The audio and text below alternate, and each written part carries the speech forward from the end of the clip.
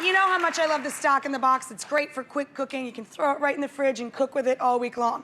But if you want to really have some great, fantastic flavor to your stock, you should at least once in a while keep yourself up on making your own stock. It's super easy. Put water in a big old pot, and then you put in a combo of celery, carrots, big old softball-sized onion, and you can just hack at these guys. Because you're gonna strain this later. So you just wanna get the flavor down in the pot. And then, this is Emily's secret. She throws in a couple of tomatoes, any kind of tomato you have in the house, puts a little bit of lovely acid in the background, plus the flavor of the tomato into the stock itself. And then, I'm worried that that bird might overflow my pot, so I'm gonna spill off a little of the water. Talk amongst yourselves. Good job, people. Carrot overboard, back into the hot tub, buddy. So anyway, you put it in a pot, a couple of bay leaves in there, nice fresh bay. Boop. Then, hello, Mr. Chicken. Down into the hot tub. Now, you want to keep the hot tub at a nice rolling low boil, nice little simmer. You don't want this thing to go and knock the lid off the pot. So what you do is put the lid on, let it come up to a boil slowly. As soon as you see that little gentle boil around the edges, knock the heat back to simmer. You let the chicken go about 45 minutes till the leg goes like this, floppy, floppy.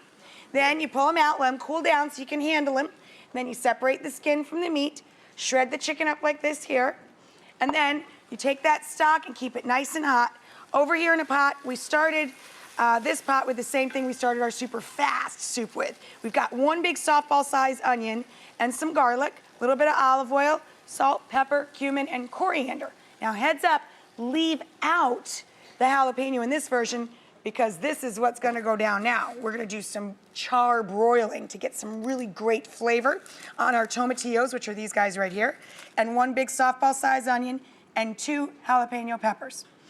Now, these are the little guys that I told you were related to gooseberries. Gooseberries are those funny little berries with the paper husks, hulls, whatever you call them. Anyway, when you bring these guys home from the store, you need to peel that away.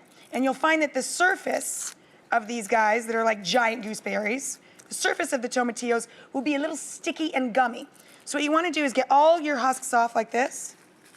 There you go. Put them into a colander, give them a little bath, dry them off. Then you're going to throw them back onto your baking sheet. Drizzle everybody with a little olive oil, salt, and pepper, and then char them under the broiler, flipping everybody around until they look like this guy over here. See that? Then, if you like it spicy, leave the seeds and ribs in. If you like it not so spicy, slit open your jalapenos, get all the seeds out. You're gonna chop all that up, and you have this wonderful contrast of flavors in here. Here's this nice charred onion that's gonna marry up beautifully with this nice tender sweet onion that's been working in the bottom of your big old soup pot here.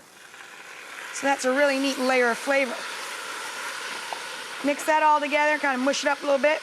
You're making kind of a big chunky salsa in the bottom of your pot, just like we use that store-bought salsa right out of a jar. Now, we're gonna take our already hot stock here. Remember, everybody in this pot was fully cooked. This guy's got to have some time to groove and come together here. So what we're going to do is we're going to take all of our strained homemade stock, pour that carefully, guys. This is really hot liquid. Transfer that into our big pot here.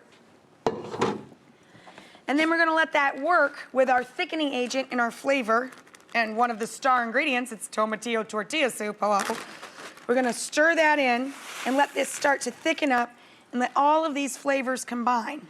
When you're just about ready to serve, then you're gonna stir in your chicken because you don't want it to get stringy, so hold off on that till you're about ready to serve.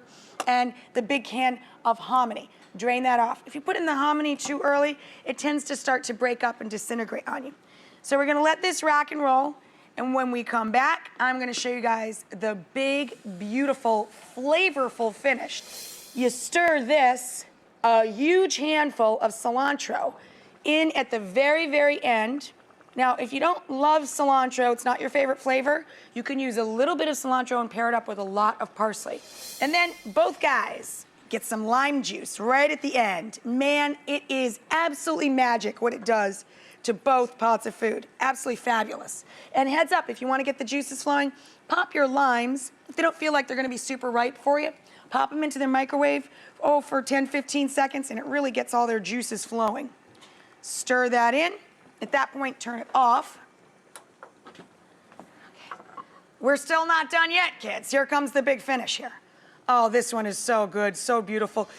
Gonna be even cuter because we're gonna put a little bit of crushed tortilla on top, let everybody know what one of our star ingredients is. Oh, let's make it even cuter. Let's put a little sprinkle of cheese around there. Get that all nice and melty and delicious. Oh, yeah. And then to cool it down, it is a big bowl of hot food. Oh, why don't you put a little dollop of sour cream on there to mix in?